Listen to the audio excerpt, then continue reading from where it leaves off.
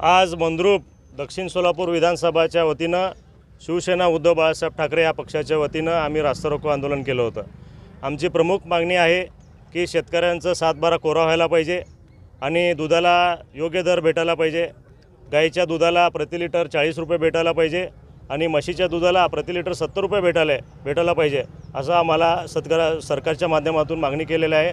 आणि जे पीक कर्ज काढलेले आहेत, ज्या लोकांनी आमच्या बँक अधिकाऱ्याकडून जे पीक कर्ज काढायला गेलेले आहेत त्यांना पीक कर्ज भेटत नाही आहे, सिबिल स्कोरच्या नावाखाली त्यांना बाहेर हाकललं जात आहे। अशा पद्धतीचं वागणूक या बँक अधिकाऱ्याकडून होत आहे। म्हणून येणाऱ्या काळामध्ये जर बँक अधिकाऱ्याकडून जर पीक कर्ज वाटप जर होत नसेल तर त्यांच्यावर फौजदारी गुन्हा दाखल करू असं शिवसेना उद्धव बाळासाहेब ठाकरे या पक्षाच्या वतीनं मी मागणी केलेली आहे। आणि खास करून आमचे मराठा आरक्षण असू दे, लिंगायत आरक्षण, धनगर आरक्षण, मुस्लिम आरक्षण आणि कोळी आरक्षण, कोळी समाजांचं सर्व आमच्या समाज बांधवांनी आरक्षण मागितलेलं आहे। त्यांना योग्यरित्या त्यांना आरक्षण भेटायला पाहिजे असं आम्ही सरकारला मागणी केलेलं आहे। येणाऱ्या काळामध्ये जर आमचे जे काही मागणी आहेत आणि आमचं खास विशेष करून वीज बिल, संपूर्ण वीज बिल देखील माफी व्हायला पाहिजे, हे देखील आमची प्रमुख मागणी आहे।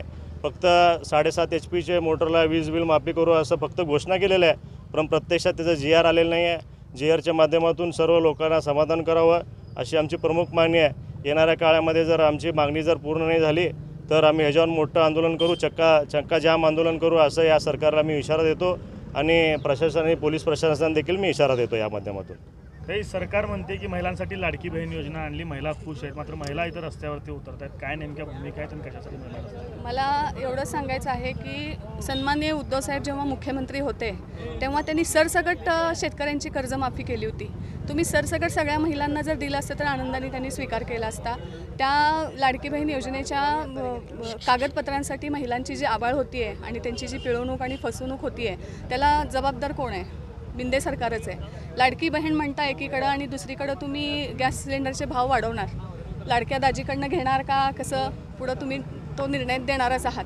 पण मला असं वाटते की अशा योजना आणण्यापेक्षा तुम्ही सरसकट एकतर शिक्षण मोफत तुम्ही म्हणता तसा GR अजूनपर्यंत आलेला नाही। GR जरी आला असला तरी त्याची अंमलबजावणी झालेली नाही आहे महिलांसाठीचे जे काही आहेत। आता सगळ्यात महत्त्वाचं सांगायचं म्हटलं तर विश्वकर्मा ही योजना आहे पंतप्रधानांनी सुरू केलेली। विश्वकर्मा योजनेसाठी माझ्याकडं जवळजवळ 500 ते 1000 महिलांचे रजिस्ट्रेशन आहेत, पण त्याचं सेंटर मिळत नाही आहे। सेंटर मिळालं तर त्याला कोटा मिळत नाही आहे। मग तुम्ही फक्त नुसत्या अफवा, खोटी आश्वासनं आणि फसवेगिरी असं करू नका। जे काय तुम्हाला द्यायचं असेल तर निरपेक्षपणे द्या। जसं आमच्या उद्धव साहेबांनी सरळ हाताने सरसकट शेतकऱ्यांचं कर्ज माफ केलं होतं तसे काहीतरी। आणि मला असं वाटतं की जोपर्यंत आमचे साहेब मुख्यमंत्री होत नाही तोपर्यंत महिलांना सुरक्षितता किंवा महिलांसाठी जे काही प्रोजेक्ट येणार आहेत ते यशस्वी होणार नाहीत जोपर्यंत आमचं सरकार म्हणजे आमचे उद्धव साहेब येणार नाहीत तोपर्यंत। आजच्या आंदोलनाचं प्रयोजन काय होतं? आज आम्ही सन्माननीय उद्धव साहेबांच्या आदेशानुसार आमचे जिल्हाप्रमुख सन्माननीय अमर अण्णा पाटील यांच्या नेतृत्वात दक्षिण विधानसभा मतदारसंघ येथे रास्ता रोको आंदोलन केलं।